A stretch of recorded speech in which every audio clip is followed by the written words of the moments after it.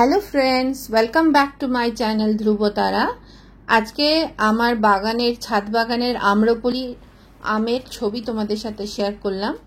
আর এখন নিশ্চয়ই ভাবছো আমি এই ডাব্বাখানা নিয়ে কি করছি। এটা আমার চালের ডাব্বা, এর মধ্যে আমি চাল রাখি, রেগুলারের চালের মধ্যে থাকে। তো আমি কদিন আগে বোনের বাড়ি গিয়েছিলাম। তো বোনের বাড়িতে যাবার পরে ওরা আমাদের কিছু আম দিয়েছিল, ওদের গাছের বিষ্ণুর বাগানের আম। তো সেই আমগুলো তখনও পাকেনি।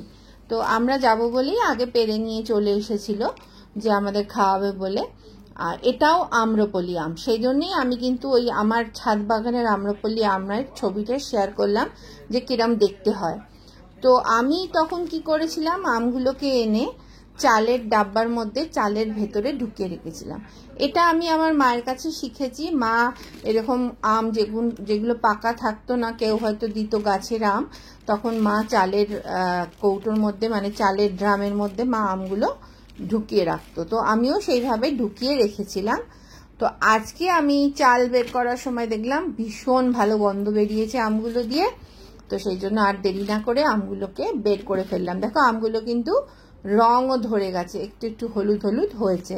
এগুলো খুব বেশি হলুদ হয় না, আম্রপলি আম সবুজ সবুজই থাকে, কিন্তু এত ভীষণ ভালো গন্ধ আমি তোমাদের গন্ধটা না শোকালে বোঝাতে পারবো না। একদম মম করছে চারিদিক। আর আমার চালের ডাব্বাটা তো ভীষণ ভালো গন্ধ বেরোচ্ছে। তো সব আমগুলোই পেকে গেছে। তো এবার আমগুলোকে একটুখানি ধুয়ে ভালো করে ফ্রিজে রেখে দেব, তারপরে খাবো। তো দেখে নিচ্ছি আর আম আছে কি না চালের মধ্যে। না, আর আম নেই, সব আমগুলোই কিন্তু পেকে গেছে। তো দেখো ফ্রিজে রেখেছিলাম, ঠান্ডা হয়ে গেছে আমগুলো। ঠান্ডা ঠান্ডা আম খাওয়ার মজাই আলাদা। তো এবার আমগুলো কেটে ফেলে এবার পেট পুজো করতে হবে।